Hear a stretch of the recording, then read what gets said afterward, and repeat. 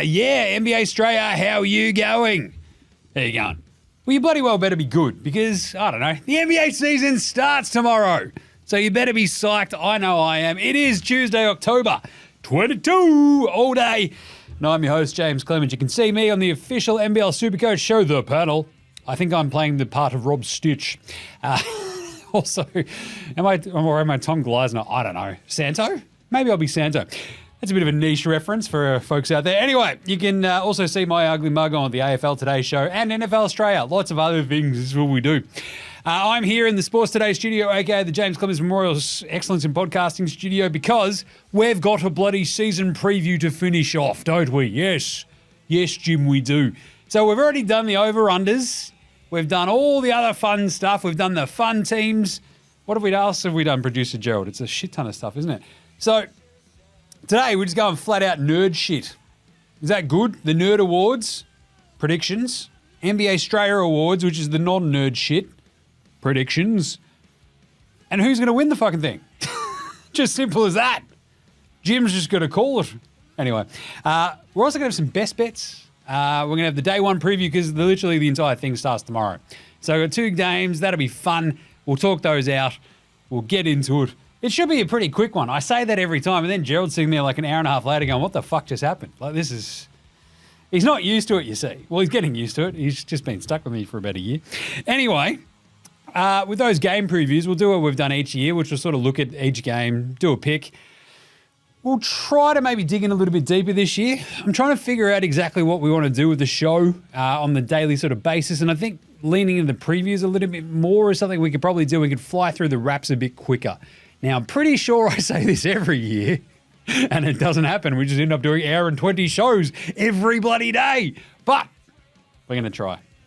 So, just to recap, we've got some news, awards predictions, the Nerd Awards, the NBA Straya Awards predictions, who wins all the counting stats and stuff like that. Basically, we'll just sort of set you up for that gear. Our best bets, a bit of a recap of some of the over-unders that we like the most of, and day one preview. Awesome show. How good is this? NBA's bloody well back. How am I not in the ads? You made Jim's all stoked. I've been so excited for this. Oh, I should just start the show and then I'll talk to you about how excited I am. So, without any more ado, let's go. Episode 1100 and I believe 37 of NBA Straya. Let's just bloody go.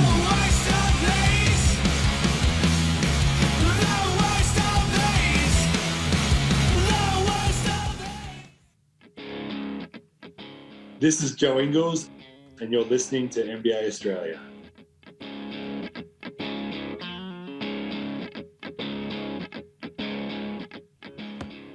Watch out for the Shaq Attack.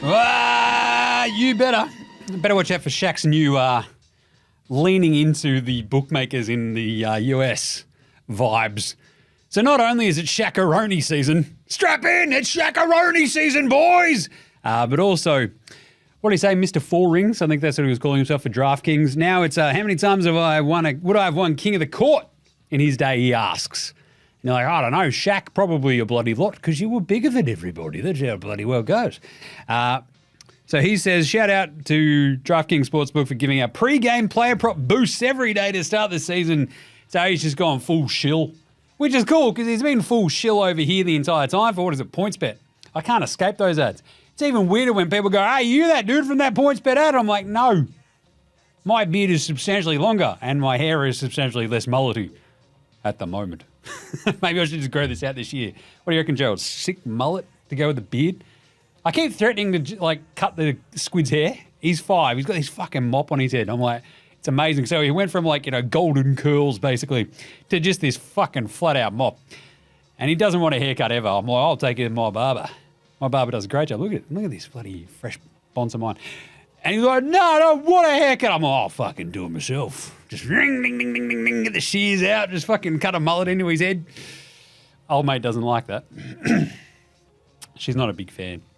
I mean, of me in general, but also of me threatening to cut the children's hair. Anyway, so full-blown shill. He's already the shill for PointsBet. That's good on you, Shaq. I'm just here for Shaq season. That's the only reason I'm here anymore. Right, let's do some news with the daily. It's a whip around. Extension season. So not only does the regular season start tomorrow, but the deadline for rookie extensions was 6 p.m. the day before the season starts, which was today. So we had an absolute raft of rookie extensions come through, which is kind of fun because it's rookie extensions are fascinating because it's the 2019 draft class, I want to say. So what is it, 2024? Yeah, the ones that were drafted in 2019, I reckon. 2021, what am I talking about? It's 43 years. And so, this is it. COVID's fucked me. It's fucked everybody. I don't know what year it is. 24? That's where we are, isn't it, Gerald? Sure. I had to sign something the other day, and I'm like, what the fuck is the date? And she's like, October 12th. I'm like, what? 24? I literally just had no idea. I've got no fucking clue. Anyway, these guys were drafted in the 2021 draft, and I believe there was 19 players eligible for extensions still, and a bunch of them got done. So I think it's 11 out of the 2021, 11 of the 19 who were eligible.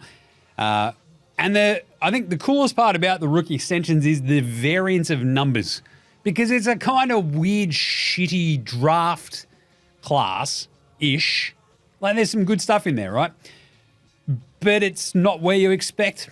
So you've already got dudes like, what was it, Cade Cunningham, Evan Mobley, Scotty Barnes, old Scoob. He can't outrun those accusations. Franz Wagner, hello. And Moses Moody got done the other night, and then the last 24 hours or so. Joining them were Alperen Sengun for a whopping 5 years, 185 mil. And then we had a run on Jalen's. If your name was Jalen, you just get a fuck ton of money, I think, at this point. Jalen Johnson, 5 years, 150 mil. Jalen Suggs, 5 years, 150.5 mil. Jalen Green, 3 years, 106. Now, this is interesting. Jim, that's not as much as the other dudes. It's a 2+1. He's got a player option that third year, and essentially he's the first NBA player to actually have a 2+1 rookie extension. Houston are like, we're not sure if you're fucking good. He's like, I'm pretty sure I'm good. Check this out. And it's like, you fucking better be. He's like, well, how about 2+1? And they're like, shit, actually that works for everybody. I don't mind this. Because if it had been a 5-year for Jalen Green, I'm like, Houston's just going, hey, what's this over here? It's Ja Morant's gun. Bang! Shot themselves in the foot. You really got to watch the YouTube for this shit sometimes. It's a lot more interactivity. Anyway, that's not exactly a franchise killer because Houston have a fuck ton of young dudes. As we said the other day, they've almost got too many dudes. But a 306 mil for Jalen Green, if that had been the 150, 180 like we saw Sengun got, that's when you go, fuck, you're up shit creek. But yeah, you just sort of kick the tires and kick that decision down the road a little bit more. One of the Jalens, but from Wish, Jaden Hardy, 3 years, 18 mil. See, this is why I said this is interesting. We've just gone fucking $30 million a year deals for some of these, rookie extensions. Some a bit bigger like Sengun. And then Jaden Hardy gets $6 million a year. Sure. Can he live up to that? Of course he can. Can he outperform it? Fuck yeah. So it's good for everybody. He gets a late, he was a second round pick, I think, Hardy. And maybe a late first, whatever. Point being, they just get to kick the tires on him and go, you good? He's like, check this out, maybe. We'll see what happens. Now there's no Tim Hardaway Jr. there to basically teach him all the wrong things. We'll see what happens with Jaden Hardy. Trey Murphy III, 4 years, 112 mil. I love that deal. That's why some of these are awesome. That's just nice. That's just a nice, clean one. Corey Kispert. Spoiler alert, if you're going into your last remaining NBA Straya drafts like I am tonight, I've got 2 more tonight. For fantasy, Kispert is a fucking very nice, sneaky late rounder, just saying. 4 years, $54 million. That's AKA Washington going, fuck it, we don't know if you're good, but we can trade this contract. Check it out. They also do lots of weird shit as well. The Denny Avdija contract was fucking amazing. Kispert, 4 years, 54 is the cheapest fucking chips in the NBA. Anyway, Moses Moody, 3 years, 39 mil. That's also are you good? And he's like, I don't know, you don't play me. So 3 years, 39, $13 million for Moses Moody. He was like a deal breaker in some like fucking trades. Like, what are we doing here? I love it. Like, the thing is, Golden State have just got, again, a lot of dudes, but we just don't know if they're any good. Like, Moses Moody's going to be sitting there going, what the fuck is Buddy Hield doing here? And Gary Payton. I'm Moses fucking Moody. And Golden State are like, that's why we got Buddy Hield and Gary Payton II, because you're fucking Moses Moody. So no deal for Johnny Cumbucket. No deal for Josh Giddey. Bit of a tough one. Who else? Davion Mitchell out there in Toronto. Zaya Williams, no good. Chris Duarte. Trey Mann, not to be confused with T-Man. Hey, have you seen this, Gerald? They've like re-released all the He-Man shit from like when I was a kid. It's fucking awesome. I definitely did not buy a Skeletor and He-Man for me. I bought them for the kids. Pause. They're for me. Fuck off. Like, it's awesome. They got the two-headed dude and shit. Oh, it's great. Reliving my childhood. The Jalen Johnson one as well might be the sort of sticker shock one for everybody. He's a nascent superstar. Watch out for Atlanta this year with Jalen Johnson. He is a fucking weapon. Isaiah Jackson doesn't get one. Q Grimes didn't get one. Bones Highland did not get one. Cam Thomas is on such a good deal for Brooklyn. They're like, fuck that. Go out there and average 30. He's like, I just might. Dayron Sharp didn't get one either. Jaden Springer and Santi Aldama. So lots of extensions there, including one extra one that just came from nowhere, Aaron Gordon. They're like, oh, we'll tack an extra couple of years onto your deal. And he's like, fucking nice. It's like, I think he's got to opt into this year. And then there's another 3 years after that for $133 million. So it's been reported as like a 4-year 133 and a 3-year 133. It's an extension that takes the total value of the contract, I think, to 133. So I don't know. I'm just here for the Shaq-a-roni. Right. What are we all here for? We're here to listen to me recite fucking nerd numbers. No? Good. Because here's some more numbers we're going to dig into, aren't we? Because we're going to talk about the 2024-2025 NBA season right now and do some predictions. That's what we're here for now. Because the NBA season starts in less than 24 hours. So if you want to start predicting shit, you probably should have already been doing that. We've been doing it for the last month on NBA Australia. And I left the awards and shit right to the last moment just because I'm like, I think there's not that much mutability year on year to the awards. There is like, it sort of goes in waves. And I think I put out the top 5 MVP candidates the other day. And the key thing there, producer Gerald, was candidates. I was very smart once when I said candidates. It's not the top 5 in voting. It's the top 5 who could win the fucking thing. And there's a difference. Because Nikola Jokic is going to get MVP votes. I just don't think he's going to fucking win it because it'd be his 4th and everybody would be taking the piss at that point. And I think they'll realize that halfway through this season where it's like, he's probably the best player going, but can we really give him a 4th MVP? Probably not, which is why Luke is going to win it. See, there's your prediction, number 1 right there. Boom. No, let's explain this out a little bit more. So he averaged what? Almost 34 points a game last year, along with 9.2 rebounds, 9.8 assists. Fucking stupid. Absolutely stupid. They get Kyrie. It just works. Kyrie plays most of the games. It's just neat. And the cool thing is they load up at the trade deadline. They get Gafford. They get PJ Hamilton-Washington. Then they make the other move this offseason to go get Klay Thompson. They say goodbye, Josh Green and Tom Hardaway. Tom Hardaway. There we go. Tim Hardaway Jr. Tom Hardy. I love that. I thought you were Tim Hardaway, but you were only born Tim Hardaway Jr. Oh.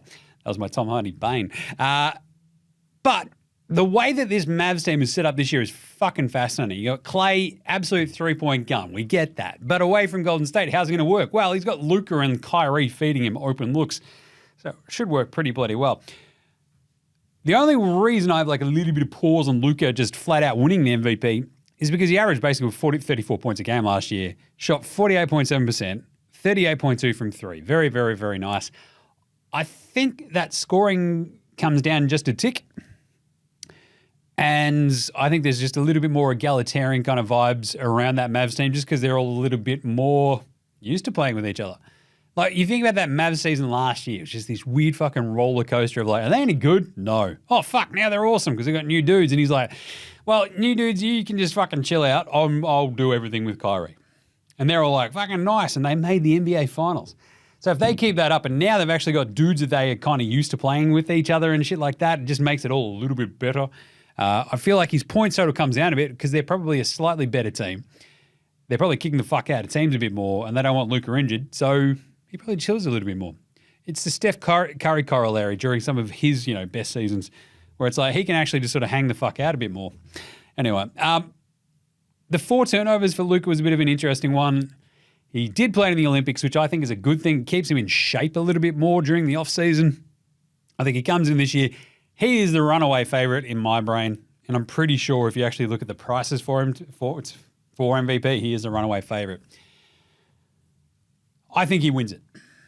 I think it's his first MVP. I think it's just one of those ones where it's 7 years in. I think I said this in the other little video, right? 7 years in is like the absolute peak of when you can win an MVP. You sort of figure out how the NBA works. Your team's good. You've got enough of a reputation.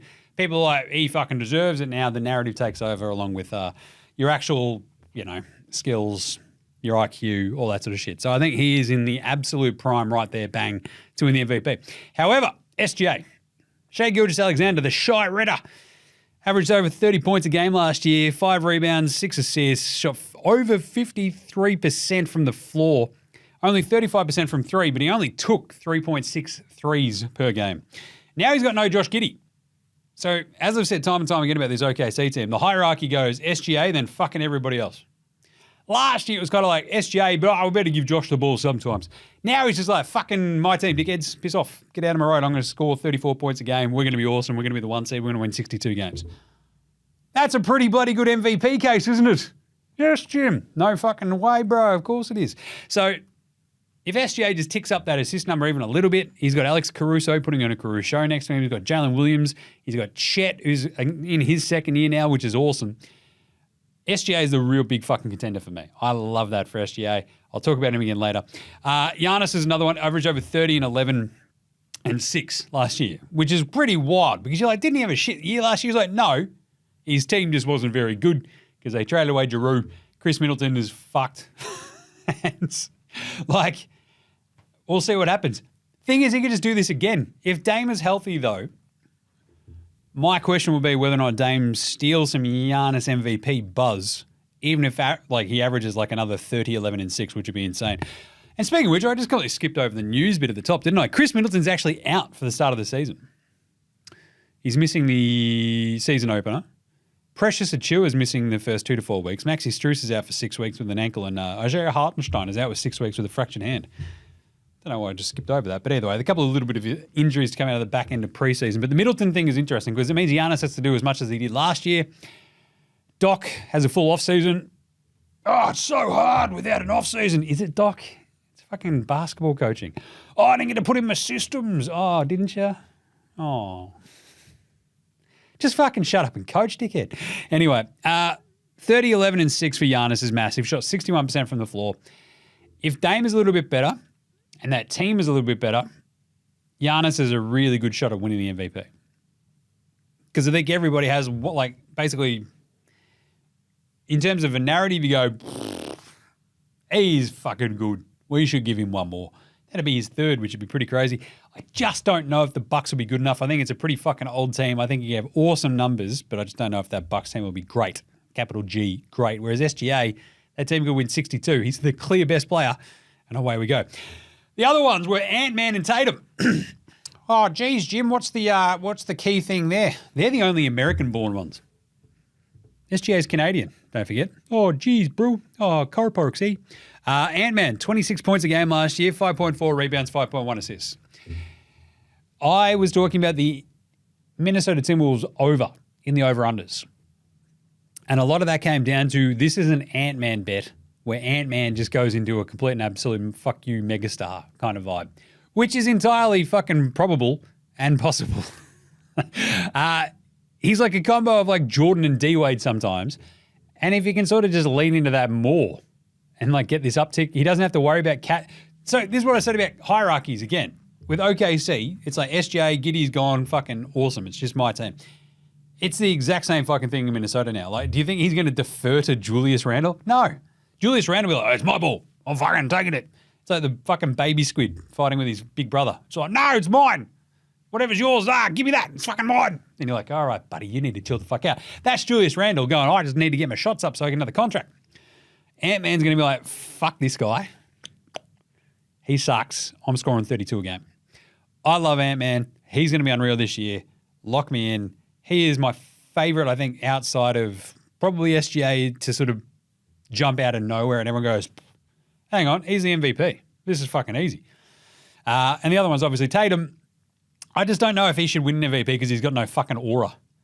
So Sabrina wins the fucking WNBA title. And she's like, we did it. We fucking did it. And they're like, in like a split second of her voice, there is more authenticity and emotion than there was in all of fucking Jayson Tatum. His weird, prepared year 12 drama class. We did it. Guys, we did it. Guys, we did. We won the NBA title. It's like, okay, why is everything so fucking weirdly performative for Jayson Tatum? I don't know. He's like, it's weird because you watch that fucking strange Netflix show, which is still fucking off its head. And it's like, he was cool. Well, he wasn't cool, but he was way more authentic when he was a kid, when he was like 17, 18. Like, and he's like, that dude is fun. He's cool, and I want to be his friend. Tatum now is just a fucking weird unit. Like, super weird. We're like, could you imagine getting a beer with Jayson Tatum? He was like, hey, Jason, what have you been up to? Not much. You're like, you won the fucking NBA title, Jason. What are you doing? Shut up, idiot. Like, no wonder he got to the Olympics and Steve Kerr's like, this guy, fuck, he's weird. I don't want to play this dude. Fuck that. Like, that's my entire reading of that situation. Steve Kerr's like, nah, I fucking hate him. He's just weird. Like, even the kid stuff. God bless him. Like, that's awesome. Juice Tatum, he's rad. Loving your kids. Breaking news producer is good. Like, it's good. It's a bit fucking weirdly performative again, though, isn't it? Fucking, you don't have to take him fucking everywhere. Jesus. Fuck. Just looking over my shoulder in the studio. It's like fucking dodging bullets. Yes, hanging out with your kids is great. Having fucking more money than God so you can like have your kids wherever you go, also good. To a point. You've got to go to school, Jason. Jason, he's got to go to school. Like, what the fuck? Anyway, so I don't think he's going to win the MVP, but Boston, like if they're fucking like just world dominating, just head stomping, just ass kicking machines, which I think they will be. He averaged 27 points a game, 8 rebounds, 5 assists. If those numbers go up a tick and he takes that fucking absolute fuck you superstar now, you can't deny the fact that I'm a top 3 player, he could win the MVP. The thing is, that lack of aura means I just don't know if he's got it in him. He is an absolute fucking gun NBA player that I will never tell anybody that I watched play basketball ever. I was like, oh yeah, hey Jim, did you ever see Jayson Tatum play when he was younger? Oh, probably. Could you tell then that he was going to be very good? He's like, yeah. Like I saw LeBron play in front of Prince William and like Jay-Z and Beyonce. Like that shit was fucking awesome. I saw Steph Curry just in his absolute fucking prime all the way through the teens come in, kick Brooklyn's ass. I saw him put up a 55-point fucking game in MSG one time. It was a triple-double. Can't remember. Absolutely immaculate. Vibes. Tatum, you're like, yeah, he's pretty good. And like you can't deny he's fucking good. He's fucking good. Is he great? Yeah, they won a title. Jaylen Brown won Finals MVP, just saying. Anyway, so I think those are my 5 candidates. If you want to ask me what the top 5 voting would probably be, I want to say probably Luka, Jokic, SGA. I just don't know if people are going to actually like get right behind actually voting Jokic as MVP, even though Jokic is the best player in the NBA. It's just fucking stupid, right? Right, Rookie of the Year. I love this one because no one fucking knows. People are like, Zach Edey. It's like, yeah, he could easily win it. He's bigger than everybody, even though he's even in the NBA. He was bigger than everybody in college. Turns out he and Donovan Clingan, just both big dudes. Turns out that works and is good for when you play basketball. Risa Shea. Risa Shea in the preseason, I was like, ooh, actually, he's pretty good. I better draft him in a couple of leagues. And I did. I feel okay about Risa Shea. I also threw out a couple of names there in the little rundown as well. Ryan Dunn for the Suns. Looked very, very good in preseason. Cody Williams is the other one for the Yaz, where you're like, fucking, he's not bad at all. But there's two that sort of just, like, Edie is the obvious candidate for Rookie of the Year. Reed Shepherd is the other obvious one. But Houston has so many fucking dudes. How many times do I have to say it? They've got too many dudes. The one that I keep coming back to is Stephon Castle. Just sneaky. Bit of Chris Paul tutelage. Chris Paul's older than fucking God at this point as well. He's going to get like a fucking crash course in like CP3 point guard. Like, that's awesome. Don't know if it's going to be enough. I still think it's 80, then Reese Shea. Cody Williams is a smoky. Keep an eye out for him. So I think, where do I land? Might just actually be Reese Shea. Definitely not Alexander Sarr. Shepherd, if he had like no Jalen Green, no Dylan Brooks, and no Fred VanVleet in front of him, maybe. Again, they've got too many fucking dudes. They've also got Cam Whitmore. Like, what? Anyway.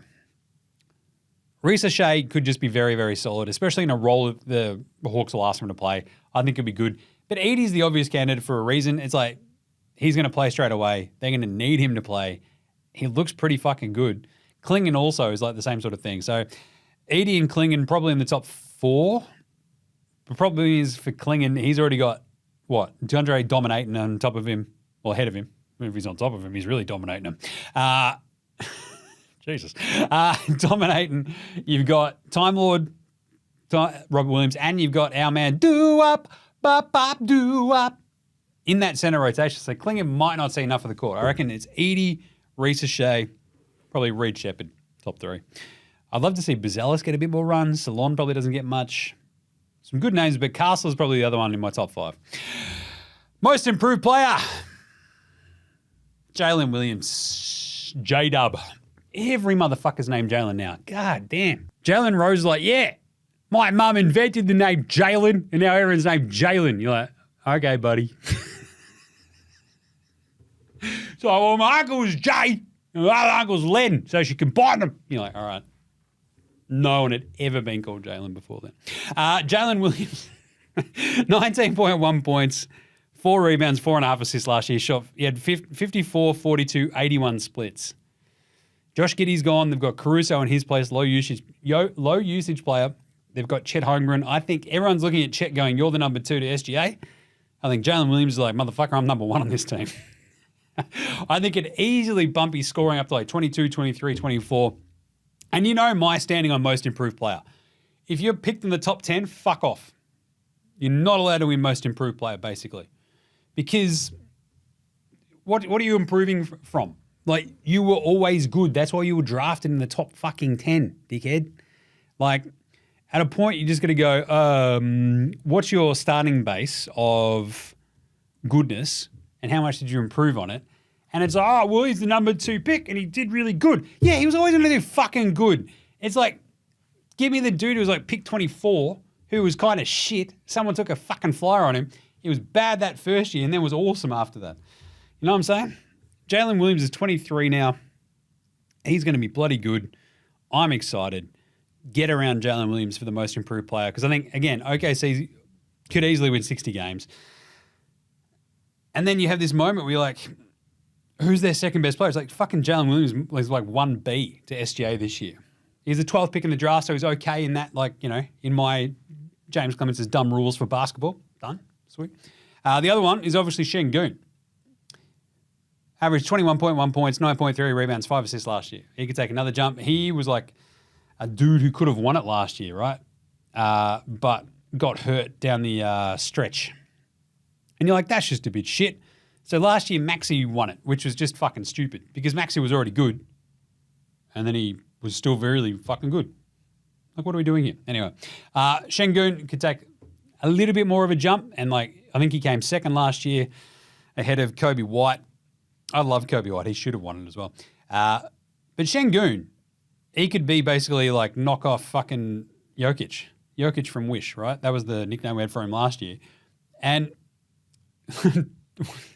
Timu Şengün? That's not bad, actually. It sounds like his name. Anyway, I just made myself laugh a lot. So Şengün could be awesome. And the problem is, like, when he went out last year, Jalen Green went off and Houston were good. So it gives me a bit of pause. That's why I'm going Jalen Williams. Franz Wagner is another one there too. I think if he knocks in some threes this year, the thing is for me is that, again, I think he's a top 10 pick, so kind of misses out on the point here. But if he takes like a substantial jump, Paolo jumps up as well, and Orlando win 54-plus games, which is on the cards. If Franz is like knocking in threes, doing everything is like the fucking awesome second banana next to Paolo, watch out, he could win it. But again, he was a top 10 pick, so fuck him. Outside of that, there's like RJ Barrett doesn't like get my vote for this because again, top 10 pick. It's kind of like someone like maybe Johnny Kuminga, again a top 10 pick though. But if he sort of jumps up as a huge, awesome, super duper star next to Steph and like Golden State are suddenly really fucking good, away you go. Lowry, I mean, he's already out there as a most improved player. Austin Reeves is probably another good one. Like, Bronny James is going to get all the publicity, but if Austin Reeves is just fucking good this year, who knows? Like, anyway. Defensive Player of the Year is Wemby's to lose. Bloke averaged 4.5 blocks a game after the All-Star break last year. 4.5 a game! That's insane. That's Manu bullshit. So, I think, the next closest after the All-Star break was Rudy Gobert at 2.3. He averaged 2.2 more blocks a game than the next closest bloke for a third of the fucking season. Jesus. So, yeah, Wemby's going to win this one as long as he stays healthy.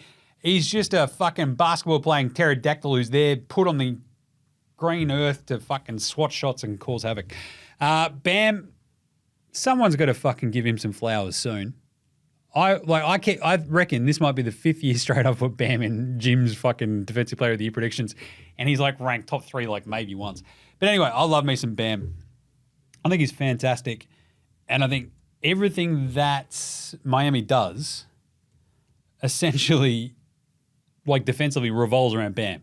Because the rest of their team ain't much to fucking look at, right? It's like Jimmy Butler, yes, plus defender. Everybody else, kind of a bit shit. So it's all Bam. I actually want to have a look and see how many times Bam has actually landed top defensive player. Because he's always like in the defensive teams. But in terms of the actual Defensive Player of the Year gear, where does he land? Let's have a look. Voting, all NBA voting. Yeah, he's landed a couple of good ones there. All defensive voting shares. Yep, doing pretty good.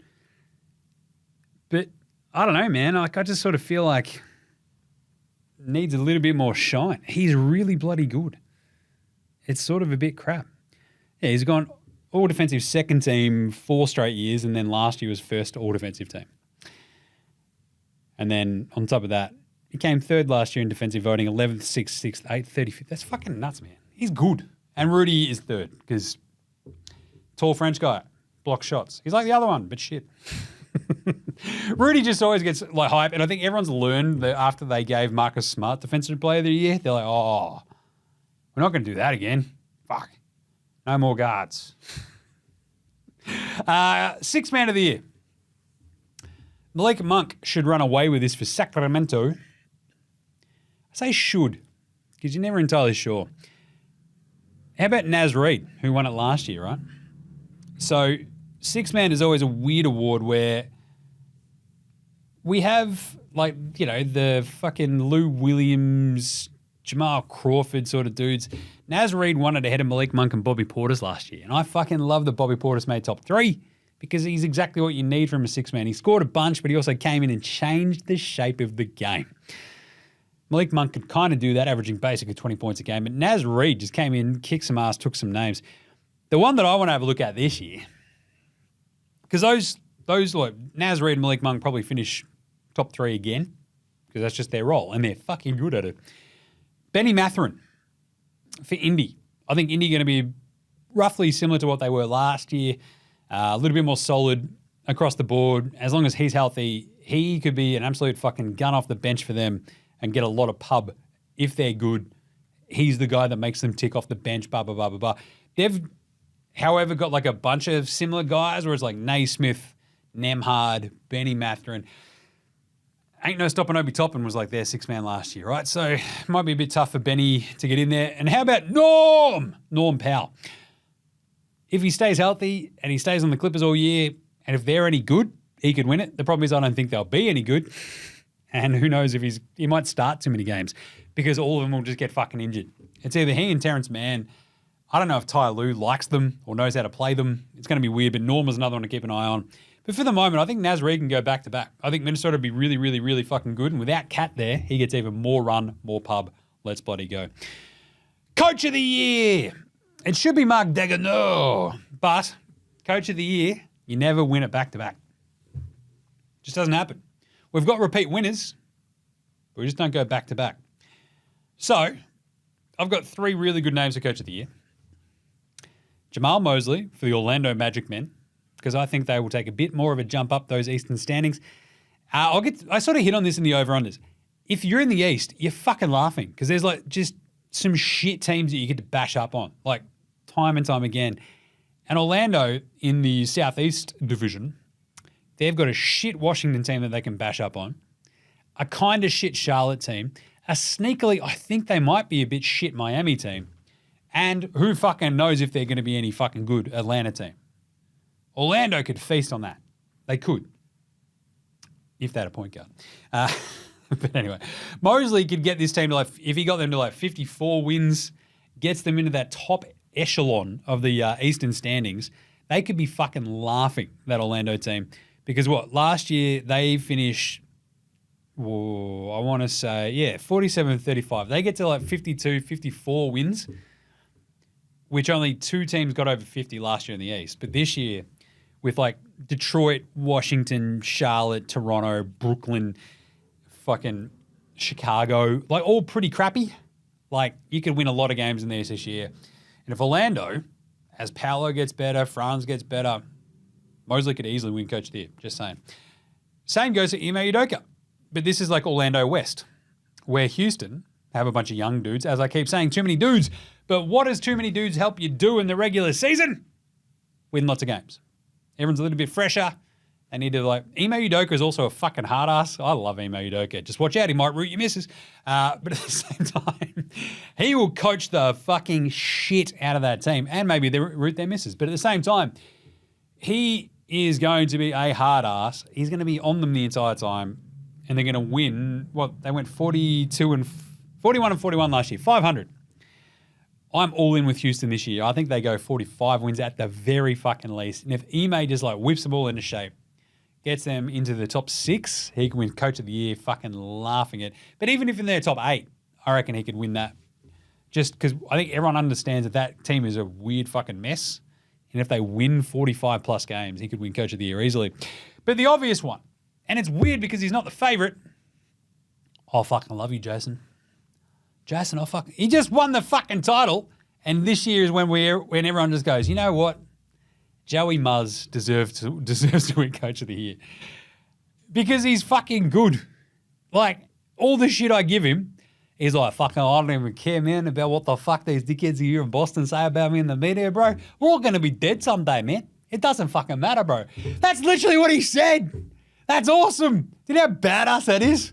Nothing matters because we're all going to die someday. You're fucking powerful. Powerful stuff. But at the same time, he's also Jayson, I fucking just love you, man. I'll just you be you. That was actually in that Netflix thing where basically he's come up to Jayson. He's just fucking, don't be a fucking pussy. Just fucking smash him, dickhead. It was awesome. I'm fucking tell him to judo chop motherfuckers, Joey Muzz. He's fucking, you know what you should do next time, man? Just fucking judo throw those motherfuckers around. And you're this rules. I reckon Joey Muzz, Coach of the Year. Let's go. I do love Ime and I do love Jamal as well, though. I think it's one of those 3. Clutch Player of the Year is fucking stupid. It's the dumbest award. It's who made the most shots in clutch? It's well, they just won the award. So who do you reckon is going to actually have the closest games the most, basically? SGA, DeMar DeRozan, Darren Fox, they are now on the same fucking team. Steph, always a good one for clutch because everyone just goes, he's just clutch. The one I don't mind, though, Ja Morant. Just keep an eye on that. But SGA, I think if he, they're just going to go to him as their fourth quarter scorer anyway. He does it with aplomb. I think he'd be fantastic. So SGA, Steph, DeMar. But he and Fox will probably split that now, considering you've got two dudes. And yeah, Ja Morant, that's just an interesting one. Just saying. Actually, to rewind to MVP, I didn't write down Ja in terms of the top 5, but I'll get to him in a second because he might be one of my best bets. How many games do you reckon Memphis have to win for him to like be a legit MVP? And if you want a fucking coach of the year pick, like to go from 27 and 50 fucking 5, whoo-wee. Taylor Jenkins for Memphis. That could be a pretty nice coach of the year pick, just saying. Right. I think that's all the awards. There's some predictions. How about we just go with the nerd awards as well, which is points. I think it's SGA. As I said, I think Luka takes a tiny bit of a dip. And without Josh Giddey there, basically SGA doesn't have to defer to fucking anybody. Giddey averaging, 14 to 16 points a game. A couple of those probably swing over to SGA. Remember where he had that stretch where he just went, you know what I'm scoring tonight? And everyone's like, is it 31 SGA? He's like, you got it, 31. And you're like, fucking hell, like, you're the opposite of Tobias Harris. You're actually useful. I think SGA wins the scoring title.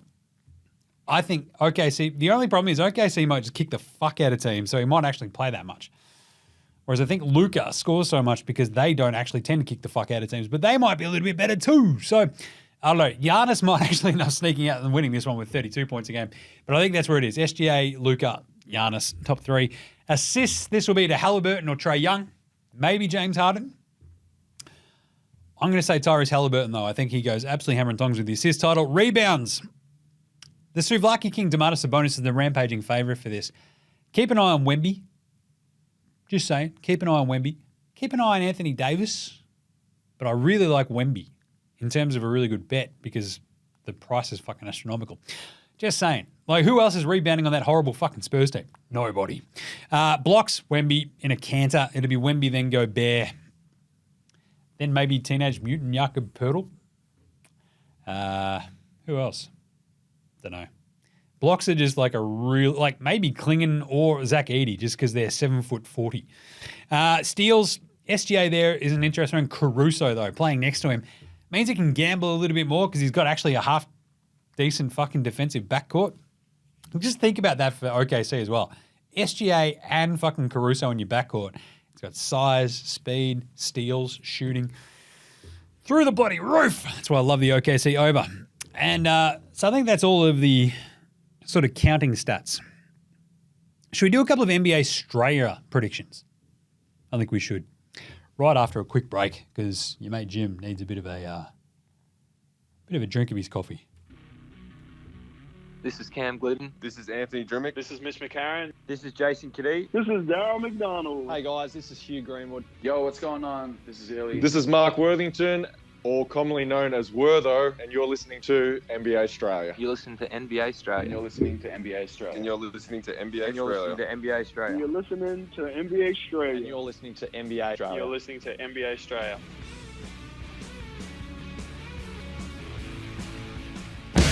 All right, let's do it. A couple of NBA Straya Award predictions for sneaky best addition to a team this year. Najee Marshall on Dallas. I fucking love Najee Marshall. Like all the things that everyone expects Klay Thompson to be, Najee Marshall might be for Dallas. Hit some threes, play some D. He's like, okay. Clay's like, I'll hit some threes. I don't know about the other stuff. Caleb Martin and Yabu. I fucking hate Yabusele, but he's a sneaky great addition for Philly, who are a bunch of rampaging, whinging fucking pussies. Like, Paul George, Joel Embiid, find me a fucking bunch of softer, more whinging, I don't want the ball, you take it fucking, like, just soft asses you'll ever find, right? Just saying.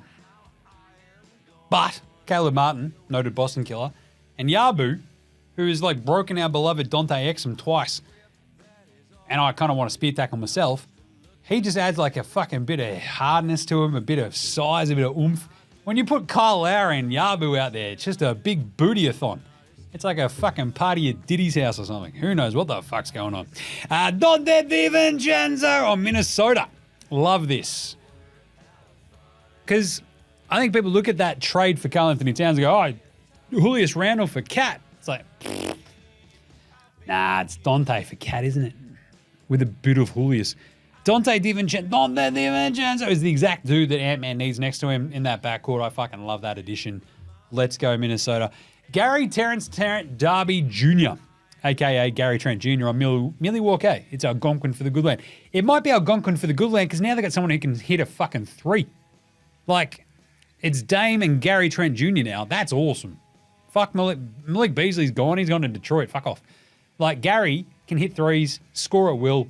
He's awesome. If he can do a little bit two-way action, not Diddy party shit, just saying, defense.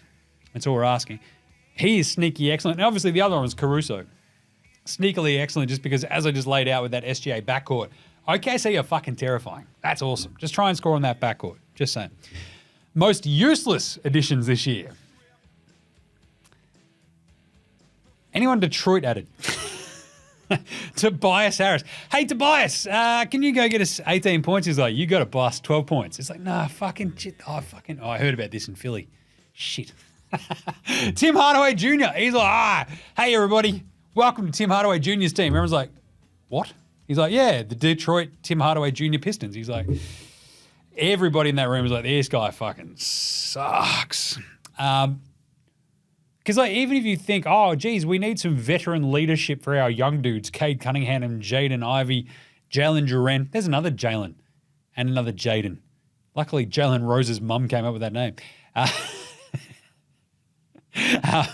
God damn it. Anyway, Detroit, I love it. It's like, we'll get some solid veterans in. It's like, here's Tobias Harris, who doesn't know how to lead a fucking dog, and Tim Hardaway Jr. is like, give me the ball or I'll fucking kill you. And you're like, Jesus Christ, Tim. And the other one's Malik Beasley. Like, God, like, what a horrible set of veterans to have on that team. Like, it'll improve their win total by like 4 just because they're not that shit, but they're also not fucking good, which is probably fine if you want to keep your draft pick. But seriously, that team is fucked. Other most useless additions, Malcolm Brogdon on the Wizards. I hope you're renting Malcolm because there is no way you're on this team past February. I'm sure, to be honest, it's Washington. There's plenty of nice places to rent. It's very temporary kind of vibes around there. And who knows if it's still fucking standing after November's election. You know what I'm saying? Jesus, like, who knows? Jan 6, wasn't it? Jesus Christ. Fuck that. But yeah, if I'm like Malcolm Brogdon, I'm like, do I unpack? Like, what do I do? Like, fuck this. No. Same with Alexander Sarr. I'm still just like, all right, you needed a big dude, I guess. Washington. Is he the right one? Shit, no one knows. Russell Westbrook on Denver. I went back and forth on this because I kind of love, you know me, I love Rusty. He's a lunatic. I'm just like, sign me up to all the lunatics that aren't Dylan Brooks.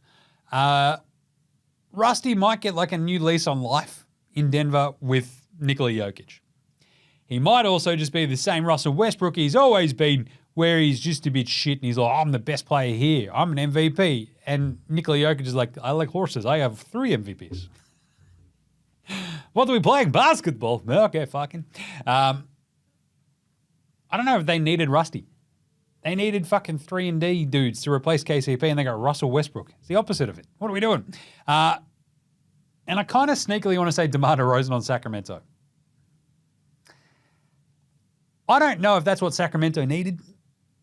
Like, I'd rather sort of just go, hey, Fox, Keegs, Suba. They don't have Harrison Barnes, though. That's fine.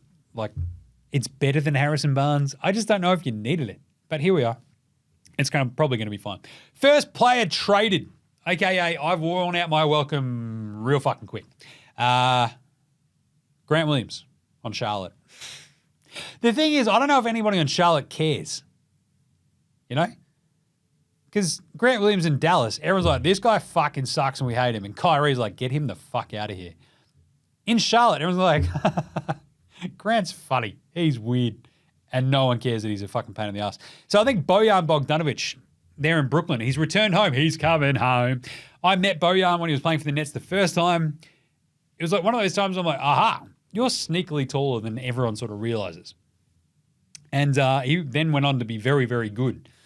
I think, I met him like during his first season. He was there kind of in and out of the rotation. After that, obviously he hung out with me and went, fuck, I have to impress that ginger dickhead. So off we went. No, he was really good. He's back in Brooklyn. They do not need Bojan. I'm surprised he's even on the roster. Like, what are we doing here? Brooklyn is just like trade assets, and that's about all they are. He is still on that team, right? Yeah. Behind Cam Thomas on the depth chart. So I think he's gone. And Tim Hardaway the lesser. I think Detroit just having him around for like 15 minutes ago. When can we trade you again? December? Fuck. This sucks. It's a lot going on here. Unless, I mean, to be honest, they've had, Alec Burks and shit in that sort of six-man role. He probably works out fine for Detroit. But goddamn, that team is fucking weird. Outside of that, other first players traded, I mean, there's just like a bunch of dudes again on Houston. And I do wonder if they get to a point where they go, whether it be probably not Tari Eason because they sort of need him. It might be like Cam Whitmore. It might be one of those couple of dudes where they're just like, why we got Aaron Holiday, Reed Shepherd, Jalen Green, all these guys. It's just, you've got too many dudes. So maybe Dylan Brooks. Finally. Better learn Chinese, buddy. And away we go. Funnest players to watch. We've kind of already done this one, but this is why I'm so pumped for this season. The 5 most fun players to watch this year for me. Ant-Man. Anthony Edwards. Can he just ascend into absolute super duper mega stardom? Probably. Wemby. Second year. It's going to be fucking chaos. That dude was absolutely unreal last year. It's only going to get way more fun. Number 3. Healthy LaMelo Ball. Remember LaMelo?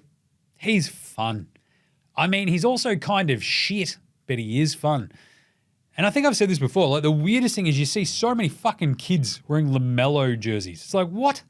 Don't you kids understand and appreciate the fundamentals? They're like, no, look, he's got funny teeth, the grills. He drives fast cars. He's like, yeah, he's more likely to wrap a fucking Rari around a fucking power pole than he is to win a title.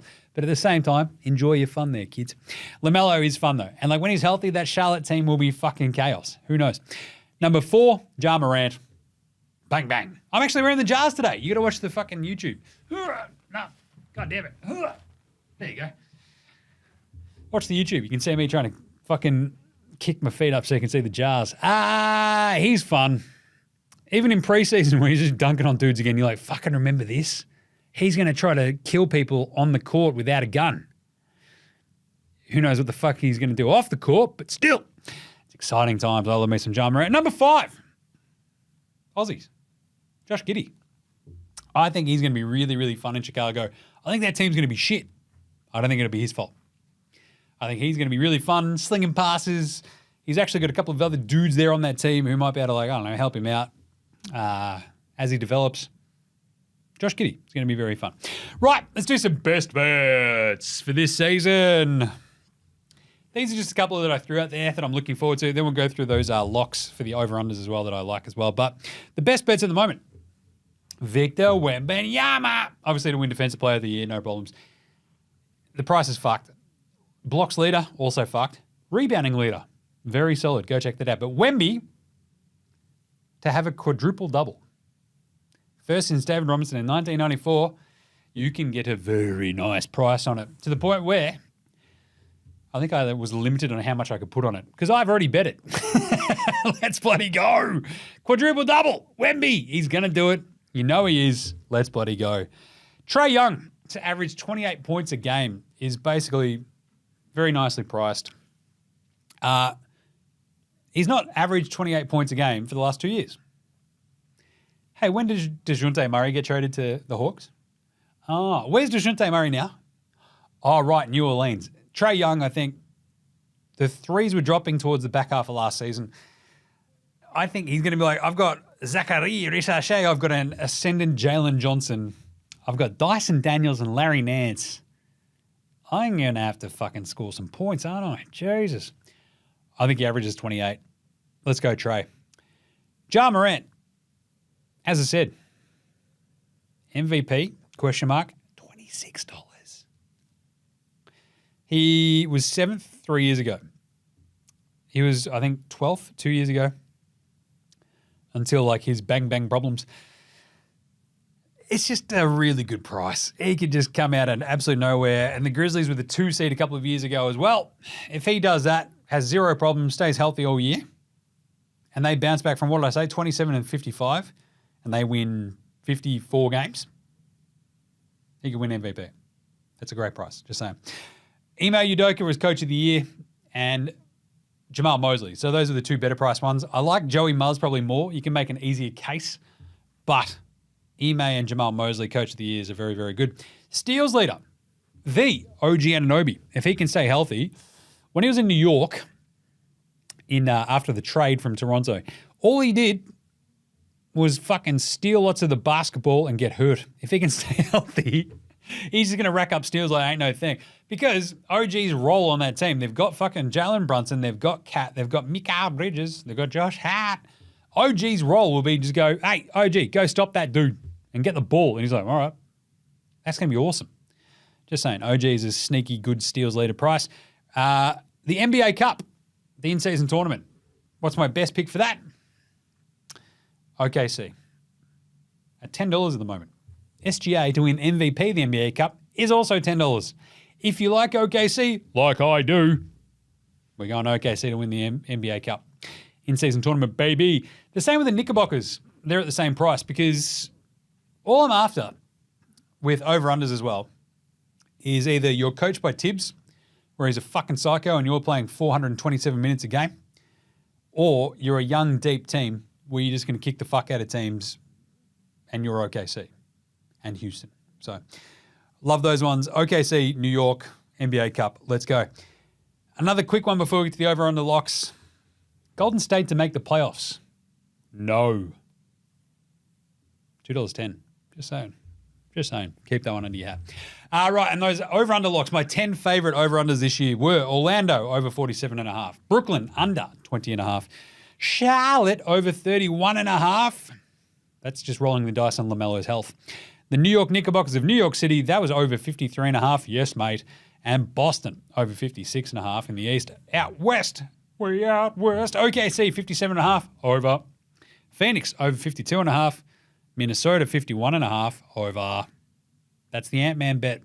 Clippers under 36.5. I gave that out the other day and then Kawhi got injured. Oh, well, he's not injured. They're saying, well, he's injured. Is he injured or hurt? He's out indefinitely, which is always good for Kawhi. It means you just won't see him for 6 months. Hey, Kawhi, do you want to let us know what you're doing? No. Okay. Did he hang up? What the fuck? Yeah. It's awesome. And the final one, Houston, over 42.5. Love those. Memphis is the other one that I had as a lock going into the preseason. I don't feel quite as good as I did, but between Bone, Ja, and Smart, you've got a lot of perimeter defense. The problem is Triple J's already kind of like carrying an injury, and I'm like, He was the one who was really healthy all last year too, so it's a bit fucky. But there you go. Those are the locks. Jim, how many of those have you bet? Way too many. Way too many. Gamble responsibly. Right. That's it. Let's get into it. The NBA season starts tomorrow. Time for some game previews. Game previews. Thanks, inadvertent Bane. Not a problem, Jim. It's good to be back. It really, really is. So we have 2 games tomorrow. That's it. That's how we're going to open the NBA season. We're going to have 2 games to start it off. It is the New York Knickerbockers of New York City at the Boston Celtics, your reigning NBA champions. A team with less aura as NBA champions we have not seen for a bit of a while. Maybe Milwaukee, but Giannis is at least a fucking engaging character, more so than Tatum. I kind of wish Jaylen Brown was just more of an arsehole. Like, he's kind of too nice, if that makes sense. Like, Tatum is just this void of personality. Jaylen Brown has personality, but he's also nice. It's like, just be a dickhead, Jaylen. We know you want to be. Come on, man. Lean into it. Lean into it. Where's that mongrel? We'd fucking love it. Anyway, maybe they just need the zinger more. And he's already out for a chunk of time too, but I don't think it really matters. Boston are 5.5-point favorites against the Knicks on opening night. the Knicks are not afraid of the Celtics, but the Celtics are also the NBA champs, opening up their season at home against this Knickerbockers team that no longer has Evan Fournier on them to scare the fuck out of the Celtics. I'm going to go Boston. So a lot of this will come down to Tatum and who the Celtics are like, who the Celtics have to deal with on the other side. And you look at, I think the Knicks are built to be a Boston killing team, but down the road. I don't think it happens on an opening night. I think this is the sort of tricky game that later in the season, you're like, but Boston beat them in the opener, remember? So yeah, the Knicks will be a completely fucking different team like in 6 months' time, right? 6 months only gets us to, March. So it's going to be this team where they're going to be grinding to dust. Mikal Bridges, OG, Josh Hart, Jalen Brunson, just fucking defensive, just juggernaut, I reckon, at some point. I just don't think it'll be day one. I think Boston can do this. Tatum's still a bit of a weird fucking matchup for them because you've got Cat, you've got OG, you've got Hart, you've got Bridges, but they've also got to account for Jaylen Brown. They've also got to account for Drew Holiday. They've got to account for Derek White. Like, it's just, there's so many weapons for this Boston team, even without the extreme zinger meal, that, like, this is a really fun matchup. But Tatum, after me shitting on him earlier in this fucking show, he could easily just look at this guy, it's cute what you guys are trying to do. Check this out. Bang. If Boston have zinger, this is a smashing. You're laughing this one home. It leans much more towards the Knicks at the moment, but I'm going to trust the continuity of Boston over, hey, the Knicks have not played together with Bridges and Cat in a regular season game in the NBA yet. So we're going to go Boston at home, -5.5. Tatum overs, Brown overs, Derek White overs, especially when it comes to the threes. And then the second game is Wolves at Lakers. How good is this? Ant-Man versus LeBron. How can you say passing of the torch? Jeez. And I love, love, love the Wolves in this. Not for the reason you think. It's the Julius Randle revenge game. Remember when he used to be on the Lakers? That was a million years ago. Ant-Man's going to be like, fucking check this out, boys. I'm going to win an MVP. And Julius Randle's like, I fucking hate the Lakers. I want to score 30. And you're like, all right, shit. No problems. The thing is, like, I've already laughed at the Lakers. Who's going to beat this squad 4 times in a playoff series? It's like fucking everybody who's already done it the last bunch of years. Denver. I think Minnesota is just fully loaded for bear. I think you got Ant-Man, you got Dom DiVincenzo, you got Julius Randle, you've got McDaniels, you've got Rudy Gobert, Gustavo Tower, you got Jingling Joe Ingles. Just saying. But the Wolves, they're going to be a really weird one, where, as I've said, I think they win 54, 55 games. It's going to be every time you pick them to win on a night-to-night basis, this is a half point. They're underdogs by a half point. I feel good about that. I just want them to win outright. You're laughing. Let's go Wolves. It's an Ant-Man bet. You're just like, Ant-Man is good. They will win because he's fucking awesome. For the same reason I was a little bit hesitant about the Knicks, I'm kind of like, oh, God. A little bit hesitant about the Wolves, but I just think Gobert, AD, LeBron probably feasts, but I think the Wolves defensively will just be a little bit too tough for the Lakers. I think Ant-Man goes off. I think Randall goes off because the Lakers are sitting there going, who are we guarding Julius Randle with? Rui. Fuck. Better put LeBron on him. Wait, who's guarding Ant-Man? D'Lo. Oh, we're fucking cooked, mate. Right? It's like, we better put fucking Austin Reeves on Ant-Man. It's like, that's not any better. What are we doing? You know, that sort of shit. It's like Max Christie time. It's like, oh, God. What about Bronny? So I like the Wolves a little bit more. But that is a way tougher matchup than I thought it was going to be going into this one. Even after the Cat trade, it's just like, I think the Wolves are a little bit better, though. So tomorrow we're going to go Boston. We're going to go the Wolves. That should be fun. What an awesome pair of games to open up the 2024-2025 NBA season. And you know what? We'll be back tomorrow to wrap it up. Because guess what? We're back fucking daily. That's what we do here on NBA Straya. Before we do anything else, we better do an actual title prediction. What do you reckon, Gerald? Who's going to win it all? Well, I've said time and time again in this preseason preview, the season preview, there's 7 actual contenders, the Celtics, the Sixers, and the Knicks in the East. Denver, Dallas, and the Wolves and OKC in the West. I think the Eastern Conference Finals would be Boston versus the Sixers. I love the Knicks, but now I just think the Sixers are just like, they're going to play this awesome series against the Knicks, so go 7, and the Sixers pull it out. Embiid's in a fucking conference finals for the first time ever. Haven't even hit on the fact that he doesn't want to play back-to-backs. What a sook, but either way. Boston Sixers, Eastern Conference Finals, Boston win. Western Conference Finals, OKC versus Denver. Denver win. We lost the music. It just cut out of the speaker. It's okay. OKC versus Denver. Denver win that. We get a Denver versus Boston NBA Finals. And Boston become the first team this decade to go back-to-back. No team's gone back-to-back in the 20s. I think Boston become the first team to do it. There you go. Nice. All right, so we're going to be tracking it all through the season, of course, every single day. All the Aussies. We've already done the Aussie setup. We've got more Aussies than ever before. Jack McVeigh and Alex Dukas also made the NBA rosters on 2 ways. That is fucking fantastic. Aussie Matty T's out for a little bit with an injury, but still otherwise we're looking good. Paddy Thrill's out there in Utah. Jingles in Minnesota. Josh Giddey in Chicago. Dyson in Atlanta. Josh Green in Charlotte, which is still funny. Anyway, we'll be tracking that all year, every bloody day. That's what we do here. So make sure you're following NBA Straya on Twitter, Facey, IG, and now, of course, TikTok and YouTube. Fuck tons of video coming out. Get around NFL Straya with myself and Gaz as well. NFL Straya is awesome at the moment. Get around the AFL Today Show, the Cricket Today podcast, the Football Today podcast, Hold All Tigs for the GGs, and of course the AFLW Today Show at the moment, which goes through, November, through the final series as well. Chuck a rating and review on your podcast app. If you haven't done this, come on. We've been doing this for so fucking long. If you haven't rated NBA Straya 5 stars, written a review on Apple or whatever the fuck it is, jump on YouTube, jump in the comments, give us some yeah nahs, go nuts, fucking do it. All right, I will fight you. I don't want to, but I will. Big thanks always go to From Oslo for the intro and outro song. No rule, so do. House Hats, Joshua Delarendis, Fascinated, Goldmines, Ramshackle Army, Iowa, Sector, Green, and Dozers. They're behind all the tunes you hear throughout the show. Smash them off Bandcamp, Triple J Nerve, Facey, Apple Music, Spotify, whatever. NBA Straya, Sports Straya, man, so should you. And that's it. Nothing to close it out, but we are ready for this NBA season. You are as well. Are you excited? I bloody well am. So, here's to tomorrow. We'll catch you then, you dickheads. This is NBA Straya saying, look after yourselves, would ya?